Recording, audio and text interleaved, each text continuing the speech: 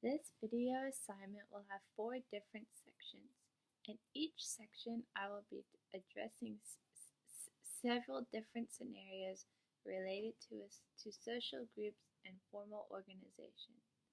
The first section of the video relates to a real-life situation in which I am the CEO of a Fortune 500 company.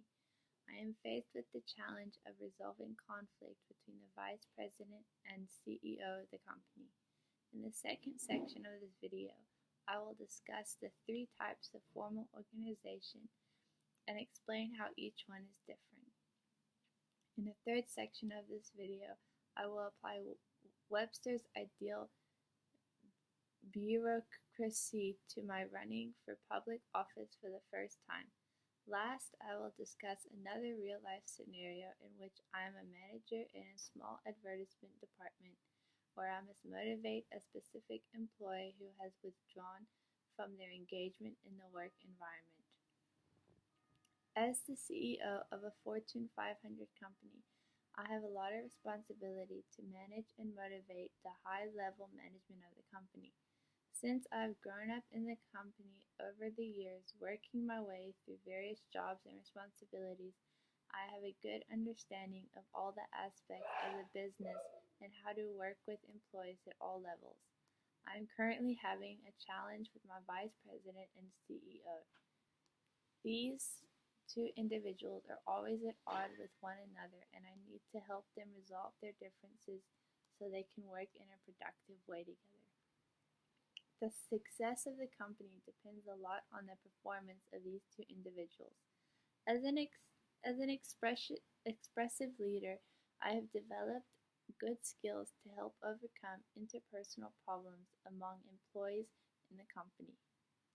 I'll also practice a more democratic leadership approach to dealing with issues between my team members.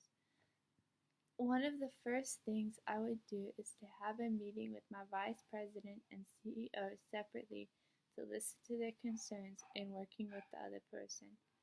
I think it is very important that each of them be heard and understood in their issues with one another.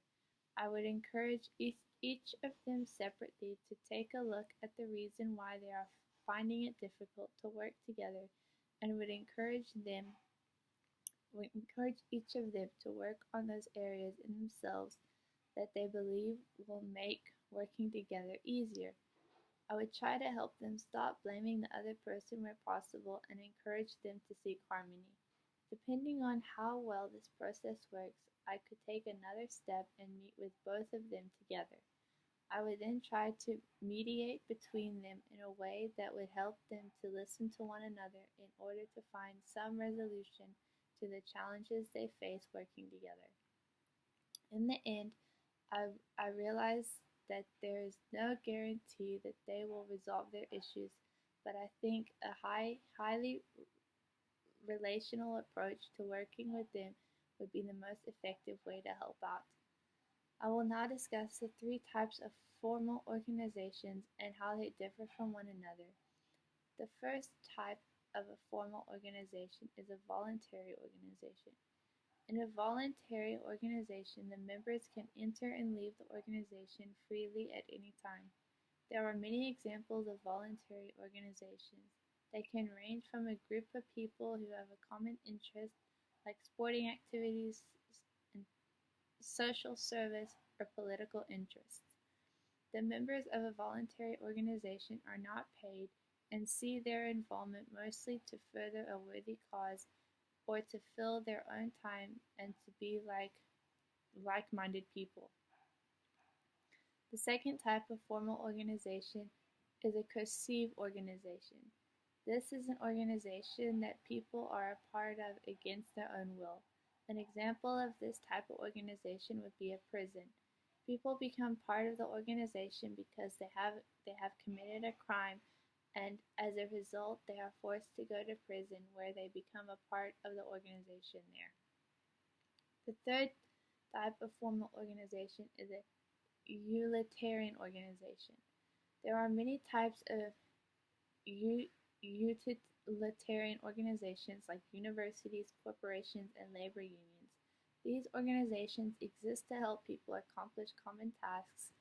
People involved in utilitarian organizations usually receive some type of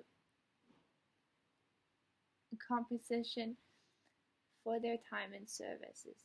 They may feel at times that they do not have total freedom as an involuntary organization, while on the other hand, they may feel at times they are working under coercion and they don't have much choice other than to do their tasks so that they can receive their compensation. I have been involved in a utilitarian organization.